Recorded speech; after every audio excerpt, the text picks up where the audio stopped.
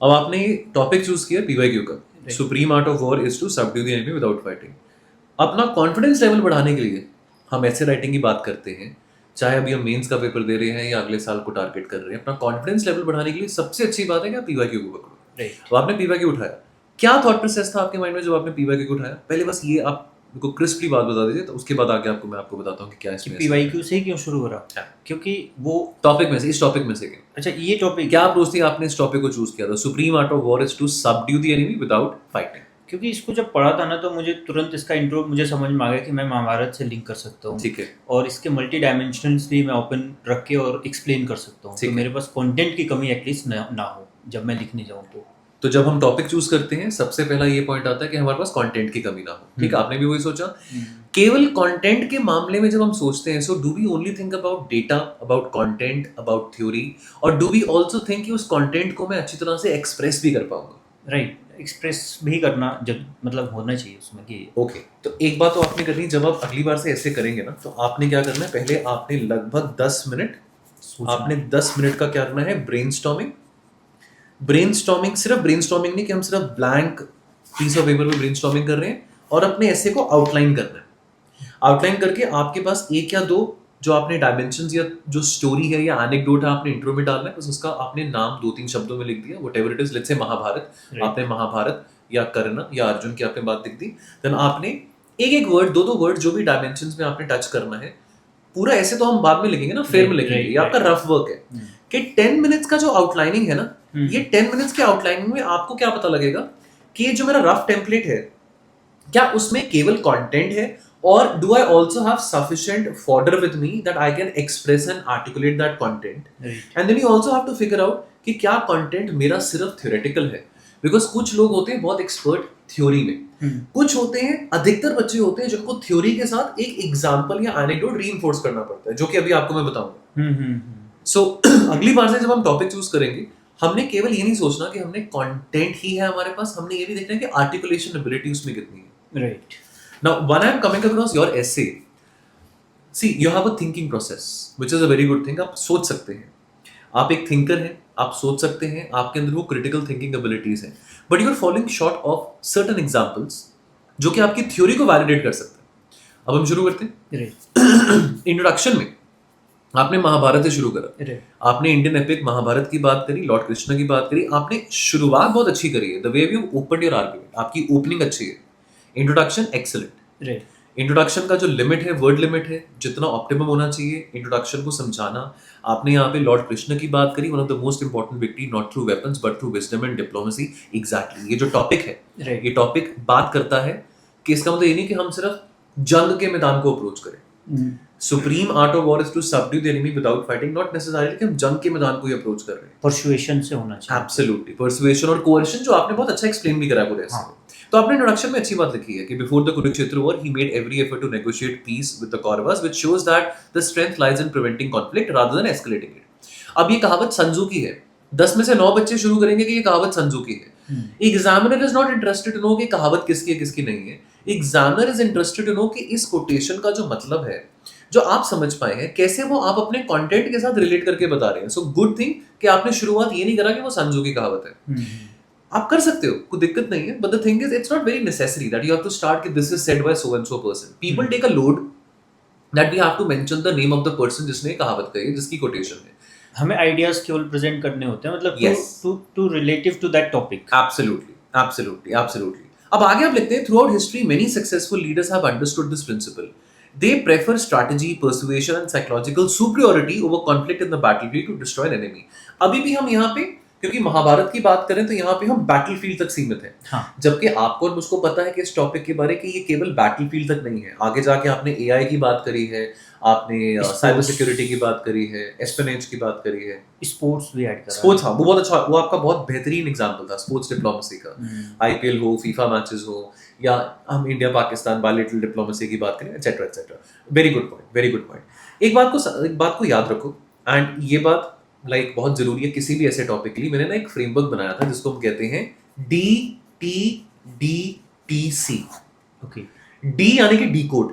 हमने टॉपिक को डीकोड करना है। जब टॉपिक को डीकोड कर रहे हैं ना, तो टॉपिक को हम दो लेवल पे डिकोड करते हैं। एक तो होता है surface level, surface level shallow level होता है।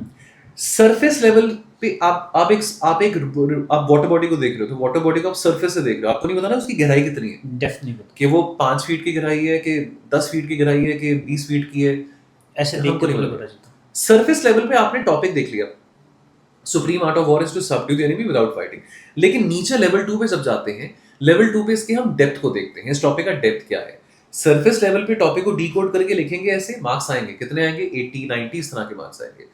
हम डेप्थ में जाएंगे, टॉपिक की डेप्थ को पहले समझेंगे, टॉपिक की डेप्थ को समझ के हम ऐसे लिखेंगे, हमारे मार्क्स आएंगे 130 140। Alright, okay. So understand one thing, जो डिकोड है, डिकोड कर लिया, देन होता है टेंशन, कोर टेंशन को आइडेंटिफाई करना। Tension is always between two forces, right. अब यहां पे supreme art of war is to subdue the enemy without fighting. यानी कि यहां पे अगर हम इसको थोड़ा डेप्थ के लेवल पे देखें, एक तो हो गया कि हमने अपने दुश्मन को हमने हरा दिया बिना लड़े, लेकिन इसको और जरा गहराई में देखते हैं। हमने दुश्मन को हरा दिया, व्हिच मींस कि हमने एक प्रॉब्लम को सॉल्व कर दिया, राइट। प्रॉब्लम को सॉल्व कर दिया बिना लड़े। बिना लड़े मींस कि प्रॉब्लम को ओवर ग्लोरीफाई करके नहीं, that we have attend a solution to a pressing problem, however we have not amplified the problem per se. एक तो इसका मतलब कोर टेंशन का ही निकलता है, एक because we have to break down, ये एक सेंटेंस का कोटेशन है, so we have to break this down into 2 और 3 वर्ड्स, ताकि हम कोर टेंशन को आइडेंटिफाई करके अपने एग्जांपल्स में, अपने कंटेंट में उस एसेंस को लिख सकें। क्या हम इसको ऐसे देख सकते हैं कि इन्वायरमेंटल प्रॉब्लम्स को सॉल्व करके, जैसे वाटर बॉडी को क्लीन करके हम डिजीज को हरा सकें, ऐसा? एग्जैक्टली मॉनसून का टाइम आने वाला है, मॉनसून आने वाले हैं, वाटर बॉर्न डिजीजेस बहुत आएंगे। हाँ। लोगों को दुनिया जहान की बीमारियां होंगी, चाहे वो फूड पॉइजनिंग की बात हो, डायरिया की बात करें, टाइफाइड की बात करें, मस्कीटोज, वेक्टर बॉर्न डिजीजेस, सब कुछ होगा। राइट नाउ व्हाट इज ये प्रॉब्लम है, यू आइडेंटिफाइड द प्रॉब्लम, के थ्रू हम उसको सॉल्व कर सकते हैं। Exactly so there is a problem but there is a solution. However, the solution doesn't has to come the very hard way. For every solution, for every problem, do we need to have a war footing? No, we need to just like कि government इसमें punish करने की जगह पे persuade करे, लोगों को motivate करे फॉर क्लीनिंग एंड सैनिटेशन। वो तो बिहेवियरल इम्पैक्ट हो गया, वो तो बिहेवियरल इम्पैक्ट हो गया, but we talking about action. अब यहाँ पे इस केस में it's all about the government action. सिर्फ लोगों को परसुएड करके, लोगों को बोल के, आप लोगों को ये तो नहीं कह सकते ना कि अगर आपने बारिशों में गोलगप्पे का पानी पिया या खाया तो आपको फाइन लग जाएगा, जुर्माना लग जाएगा। How can you stop that? वो आप लोगों को बोल सकते हो कि भाई बारिशों में आप बाहर का जो खाना है, स्ट्रीट फूड का खाना है, वो मत खाएं, बिकॉज स्ट्रीट फूड के खाने में इन्फेक्शन हो सकती है, पानी खराब होता है, तो vector borne diseases etcetera. Right. हमारा मोटिव क्या है? उस प्रॉब्लम से डील करना, उस प्रॉब्लम से डील करना। तो हमारा यहाँ पे लार्जर पिक्चर क्या होगा? लार्जर पिक्चर होगा अर्बनाइजेशन, जो चैलेंजेस हैं अर्बनाइजेशन के चैलेंजेस को डील करने के लिए हमको ऐसे कंक्रीट सोल्यूशन निकालने, ताकि चाहे फ्लड्स हो, बारिशें हो, वेक्टर बॉर्न डिजीजेस हो, कुछ भी हो, कोई भी बीमारी हो, हमारे पास सोल्यूशन है। तो subduing the enemy without fighting, does that mean कि हम अर्बनाइजेशन को रोक दें?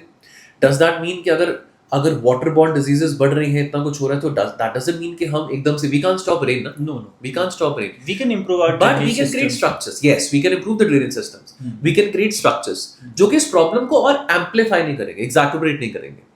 नाउ आपने यहाँ पे coming back to your essay, आपने शुरू में हिस्ट्री की बात करी है, बहुत अच्छी इंट्रोडक्शन है, ठीक है। नाउ अब आपने उसके बाद अपना थीसिस दिया है इंट्रोडक्शन के एंड में। देखो, the statement the supreme art of war is to subdue the enemy without fighting highlights the enduring value of diplomacy and strategic thinking over brute force. Very good, very good. अब आपने यहाँ पे समझा दिया, अब आगे चलते हैं, ठीक है। अब आगे चल के आपने यहाँ पे एग्जांपल दिया, most people associate victories with defeating enemies on the ground battlefield. अब यहाँ पे आप इसका अब आप टॉपिक की गहराई में जा रहे हो कि ये टॉपिक सिर्फ बैटलफील्ड में जीतने को नहीं कह रहा है। However, great strategists believe that the best victory is the one achieved without bloodshed. और अब यहाँ पे आके आप सेकंड पेज पे संजू की बात करो। Very good. रादर देन कि आपने संजू की कोटेशन है पहले पेज में बोला, आपने दूसरे पेज में आके बात करी। Very good. आपने पहले पेज में महाभारत का एग्जांपल बता दिया, कृष्ण का, लॉर्ड कृष्ण का डिप्लोमेसी का एग्जांपल दे दिया। Argue that forcing any army to surrender by using intelligence, ठीक है। Diplomacy and planning is a greater achievement as compared to costly work, perfectly fine, ठीक है। आप उसके बाद आगे चलते हैं। USA and Soviet Union avoided direct military war because both of them were aware about the devastating consequence of a war. Now understand one thing, अब आपने यहाँ पे कोल्ड वॉर का एग्जांपल दिया।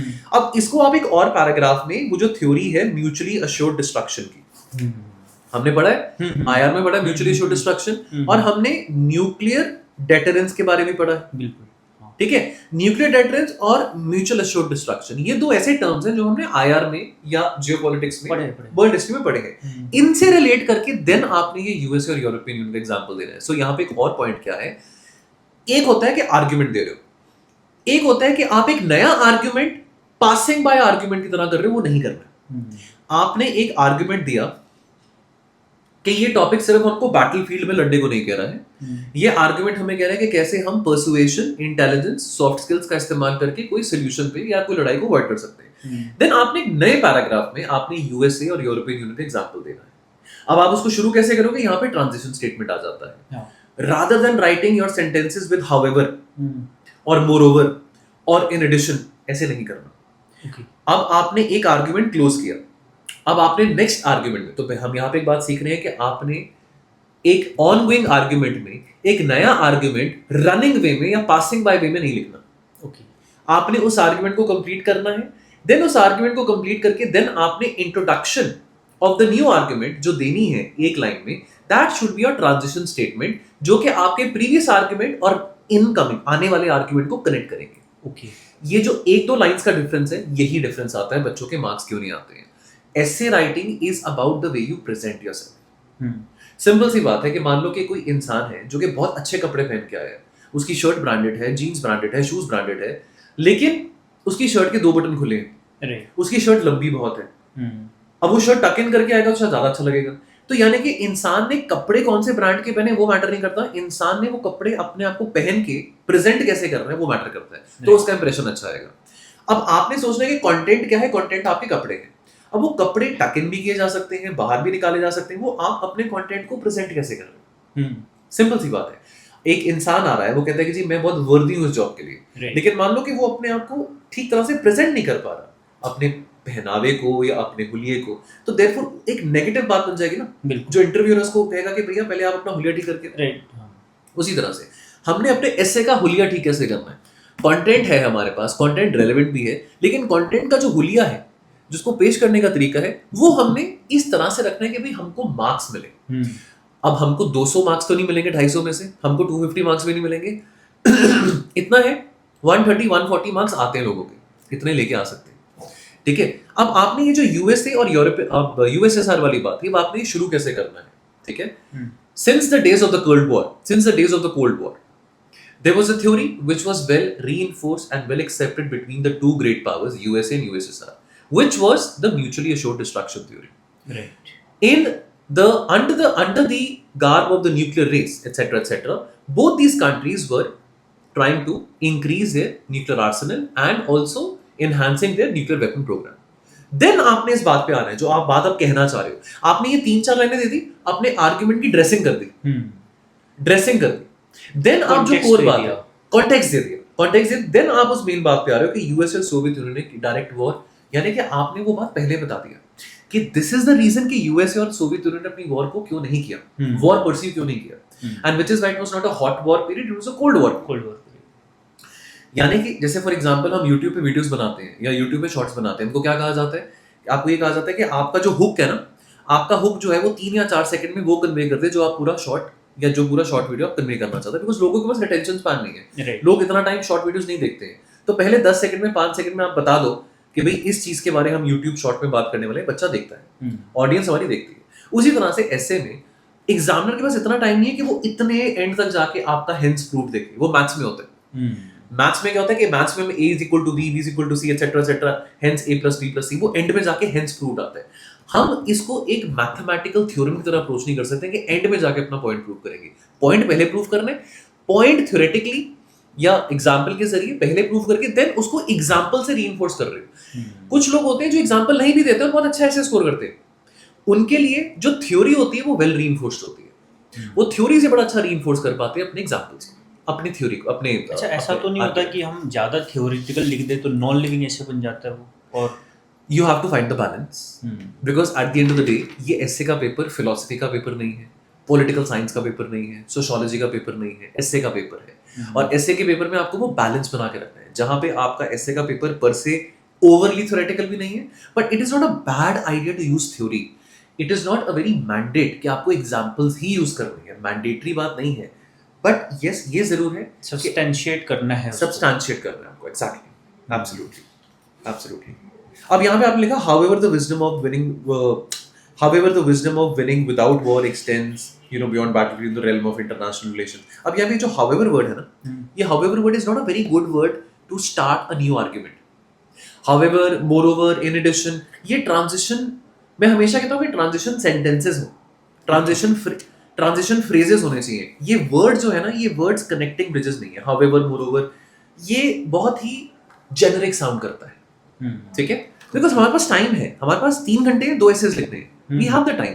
जीएस में टाइम कम है, 20 क्वेश्चन है 3 घंटों में, वहां पे टाइम कम है। देन आप यहाँ पे शुरू करते हैं, in today's interconnected world diplomacy has become the most and effective tool for resolving disputes through dialogue, meetings, conferences, negotiations. बहुत सारी बातें कॉमा कॉमा करके लिख लो, नहीं लिखना। बहुत सारी बातें dash dash dash comma comma comma comma means आप ओवर एक्सप्लेन कर रहे हो। अंडरस्टैंड वन थिंग, आपका सबसे बड़ा वेपन क्या है? Less is more. Because understand one thing, less doesn't mean कि आपने 2 शब्दों में ऐसे लिख दिया। लेस इज मोर मीन्स कि आप यहाँ पे इतनी सी बात लिखो कि resolutions happens through diplomacy and dialogues, meetings, conferences, treaties, फिर बहुत सारी बातें कॉमा कॉमा करके वो नहीं करना। अब देन यहाँ पे आपने एक बात जो मिस कर दी, आपने ये तो थ्योरेटिकली बता दिया, ये लेकिन शैलो है। ये आप यहाँ पे सरफेस लेवल पे आ गए हो, आप यहाँ पे सरफेस लेवल पे आ गए हो, लेकिन इसकी डेप्थ में नहीं गए हो। एग्जाम्पल ऐसा कौन सा आपके माइंड में आता है जहां पे डिप्लोमेसी के जरिए कोई बहुत बड़ा क्राइसिस अवर्ट हुआ? फॉर एग्जाम्पल मेरे जहन में आता है क्यूबन मिसाइल क्राइसिस, 1962 की बात है। जॉन कैनेडी थे वहां पे, खुर्शचोव थे वहां पे, खुर्शचेव थे सोवियत यूनियन में। तो अब वो पूरा कॉन्टेक्स्ट जो है, अब वो पूरे कॉन्टेक्स्ट को, अब यहाँ पे हम बे ऑफ पिग्स विजन को तो नहीं, हम जो बे ऑफ पिग्स इन्वेजन हुआ था या जो क्यूबन मिसाइल क्राइसिस का पूरा कॉन्टेक्स्ट है, वो तो 2-3 पेजेस में आप नहीं, वो नहीं मैं कह रहा हूँ, मैं वो नहीं कह रहा हूँ। लेकिन क्यूबन मिसाइल क्राइसिस एक एक्सीलेंट एग्जांपल है जहां पे डिप्लोमेसी के जरिए 2 सुपर पावर्स ने, उस वक्त की 20वीं सदी की 2 सुपर पावर्स ने एक बहुत मेजर कैटास्ट्रोफी अवॉइड की। राइट। तो जब आप ये दे रहे हो ना, अभी देखो, अभी फिलहाल जो लड़ाइयां चल रही हैं उसमें तो कोई अभी समझौता नहीं हुआ, इस तरह की कोई मीटिंग्स तो कोई समझौता नहीं, मीटिंग्स हुई है ईरान अमेरिका के जो कंटेक्स्ट में मीटिंग्स हुई है, लेकिन अभी कोई समझौता तो नहीं हो ना। वो तो कभी भी डोनाल्ड ट्रम्प कुछ भी कर सकते हैं, अभी भी कुछ वो कंक्रीट डील तो नहीं हुई है। बट देयरफॉर हम जब कोई डिप्लोमेसी की बात कर रहे हैं तो यहाँ पे एक बात याद रखो कि डिप्लोमेसी का सबसे बेस्ट एग्जांपल जहां पे वॉर अवर्ट हुआ है, क्यूबन मिसाइल क्राइसिस, उसको मेंशन करना ही करना। क्यूबन मिसाइल क्राइसिस को उतना मेंशन करना है जितना रिक्वायर्ड है। पूरा वर्ल्ड हिस्ट्री का हमने ऐसे नहीं बना देना कि क्यूबन मिसाइल क्राइसिस का A to Z हम बता रहे हैं, वो नहीं करना, ठीक है? Similarly, international bodies like the UN provide the platforms for peaceful discussion to resolve any disputes. Today, every nation individually is dependent on others, so cooperation is the only key to maintain peace and harm. अब देखो, cooperation is the only key, only बहुत एक extreme word यहाँ पे हो गया, ठीक है? कोऑपरेशन के साथ आपका म्यूचुअल ट्रस्ट की बात आती है, यहाँ पे यूज कर सकते हैं, वन ऑफ द यूज कर सकते हो। प्लस यहाँ पे आप, जैसे हम इंडिया की बात करें तो इंडिया की G20 प्रेसिडेंसी थी, हम वसुदेव कुटुंबकम की बात करते हैं, हम एक कॉस्मोपॉलिटन अप्रोच की बात करते हैं, हम एक ऐसी अप्रोच की बात करते हैं जो कि ऑल इनकम्पासिंग है। तो वहां पे एक सटल वे में आप ये बात मेंशन कर सकते हो कि इंडिया की अप्रोच सॉफ्ट पावर ना, राइट, सॉफ्ट पावर की voice of global south, voice of global south है, leader of the global south है। तो वहां पे ये चीजें आप पासिंग में मेंशन कर सकते हो, ठीक है? ओके, देन उसके बाद आगे जाके आपने यहाँ पे COP30 की बात करी। COP30 हुई कहाँ पे वो लिखो, और COP30 का, कॉन्फ्रेंस ऑफ पार्टी 30 का आउटकम क्या था? ऐसा क्या आउटकम था जो कि रिलेट हो पा रहा है इस ऐसे के टॉपिक के साथ? ऐसा क्या आउटकम था? COP30 बेलेम में तो हुई थी, हाँ, ब्राजील में। हाँ जी। और मुद्राओ डिसीजन की बात करी थी हम लोगों ने, कलेक्टिव नेगोशिएशंस के साथ, वो मेंशन कर, बिकॉज़ कोर टेंशन क्या है, कोर टेंशन टॉपिक की क्या है? Subdue the enemy. यहाँ पे एनिमी आइडेंटिफाई करो क्या है। यहाँ पे एनिमी रशिया, चाइना, अमेरिका तो नहीं है। यहाँ पे एनिमी क्या है? अंडर डेवलपमेंट या फिर टेररिज्म। नहीं, COP30 के कॉन्टेक्स्ट में, COP30 के कॉन्टेक्स्ट में ग्लोबल क्लाइमेट चेंज, COP30 के कॉन्टेक्स्ट में सबड्यू द एनिमी, यानी कि जो एनिमी यहाँ पे हुआ ग्लोबल वार्मिंग, क्लाइमेट चेंज, खास करके वो कंट्रीज जो कि स्मॉल आइलैंड डेवलपिंग कंट्रीज हैं, जो ऑलरेडी कह रहे हैं कि भाई हमारा जो वाटर लेवल है बहुत राइज कर रहा है, हम तो डूब जाएंगे। हम अगर तुवालू की बात करें, वनुआतू की बात करें, पैसिफिक आइलैंड कंट्रीज की बात करें, so you think from that perspective, right? And subdue the enemy without fighting. Also solution क्या है? हम ग्रीन एनर्जी ट्रांजिशन चाहते हैं, हम इलेक्ट्रिक व्हीकल मोबिलिटी चाहते हैं, हम ऐसी डीकार्बनाइजेशन टेक्नोलॉजी चाहते हैं, लेस कार्बन इंटेंसिव टेक्नोलॉजीज चाहते हैं, non but fossil fuels. Exact, but do we have the funding for that? Because हमने तो डेवलपमेंट भी अचीव करना है. हम्म। So do we have the funding for that? Do we have the funding which is being given to us from the developed world, from the हाँ, advanced economies? We advanced don't have the funding. तो challenge तो ये है ना, to get them on the board कि भैया अब billions of dollars से नहीं trillions of dollars की requirement है. So you have to come to the outcome also कि COP30 का outcome briefly बताना है. Again, इस पूरे ऐसे में मैं कहीं नहीं कह रहा हूँ कि आपने क्यूबल मिसाइल क्राइसिस को 4 पेजेस में बताना है या COP30 के कॉन्फ्रेंस को आपने 4 पेजेस में बताना है, because this essay is not talking about COP30. Right. This essay is not talking about Cuban Missile Crisis. That is the beauty of a UPSC aspirant writing an essay, that you have to be very smart, you have to be very vigilant in terms of connecting whatever you have read in general studies and current affairs and then correlating that with the essay topic.